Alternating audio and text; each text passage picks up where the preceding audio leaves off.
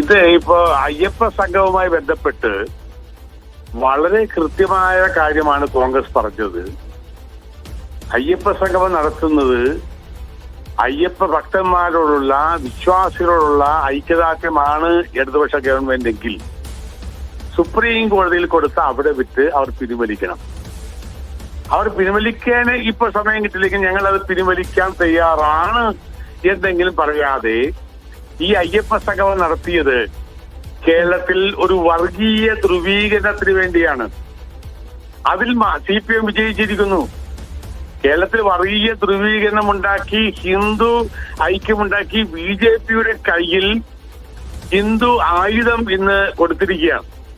അതാണ് ഇന്ന് SNDP യോഗം ജനറൽ സെക്രട്ടറിയും NSS ജനറൽ സെക്രട്ടറിയും പറഞ്ഞതിന്റെ ഏറ്റവും വലിയ കാര്യം. പിണറായി വിജയൻ ഉദ്ദേശിച്ച ലക്ഷ്യത്തിലേക്ക് എത്തിയിരിക്കുന്നു. അദ്ദേഹം ഹിന്ദു ധ്രുവീകരണം അയ്യപ്പ സംഗമത്തിലൂടെ ഉണ്ടാക്കാൻ ശ്രമിച്ചിരിക്കുന്നു. പിണറായിയുടെ ഉദ്ദേശം ലക്ഷ്യം കണ്ടു എന്നുള്ളത് ഇപ്പോ ഈ പ്രതികരണത്തിൽ നിന്ന് വ്യക്തമാണ്. പക്ഷെ അതിനപ്പുറത്തേക്ക് കോൺഗ്രസിന് ഹിന്ദു വോട്ട് വേണ്ട എന്നുകൂടി സുകുമാരൻ നായർ പറയുന്നുണ്ട്. അത് വേണ്ടേ? അത് വലിയ പ്രധാനപ്പെട്ട കാര്യമാണല്ലോ.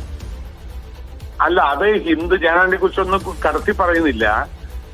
കോൺഗ്രസിന് വോട്ട് വേണം.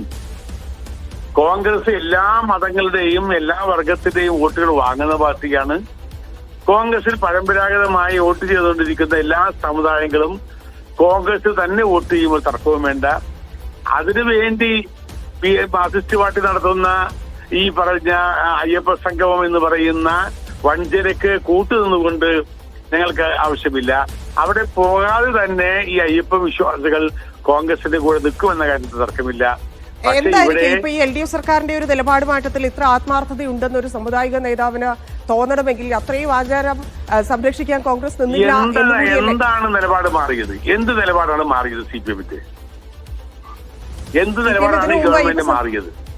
അയ്യപ്പ സംഗമം നടത്തിയിട്ടില്ലല്ലോ. ഇപ്പോഴാണല്ലോ, തെരഞ്ഞെടുപ്പ് എടുത്തപ്പോഴാണല്ലോ നടത്തുന്നത്. അയ്യപ്പ സംഗമം നടത്തിയത് ഒരു ഗിമിക്കാണ് എന്ന് പണ്ടേ ഞങ്ങൾ പറഞ്ഞതാണ്.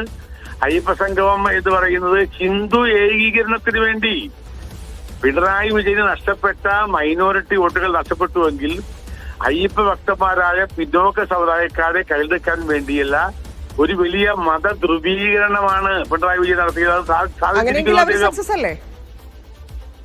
അല്ല, അത് പിണറായി വിജയൻ അനുകൂലമായിട്ടില്ല, അത് BJP കൊണ്ടുപോയി. അതാണ് രസം. ഹിന്ദു ഏകീകരണം കേരളത്തിൽ നടക്കുമ്പോൾ അതിന്റെ എല്ലാം ഗെയിൻ എടുക്കുന്നത് BJPയാണ്. അതുകൊണ്ടാണ് ഞാൻ പറയുന്നത്, ഈ അയ്യപ്പ സംഗമത്തിലൂടെ ഹിന്ദു ഏകീകരണം ഉണ്ടാക്കി BJPയുടെ കയ്യിൽ ആയുധം കൊടുക്കാൻ വേണ്ടി മാത്രമാണ് ഉപകരിച്ചുള്ളൂ.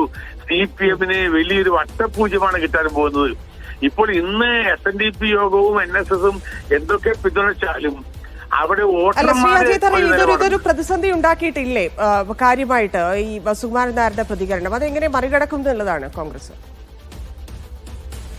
അല്ല, കോൺഗ്രസ് ഏത് കാലഘട്ടങ്ങളിലും മറികടന്നും കോൺഗ്രസിന്റെ അജണ്ട നടപ്പാക്കിയും അതൊക്കെയാണ്. ഞങ്ങൾ നേരിട്ട് എല്ലാ സമുദായങ്ങളിലെയും അകത്ത് കയറി ചെന്ന് കാര്യങ്ങൾ പറഞ്ഞുകൊണ്ട് ഈ കേരളത്തിലെ യാഥാർത്ഥ്യം. ഇത് ഇവിടെ ഒരു മതസൗഹാർദ്ദത്തിന്റെ നാടാണ്.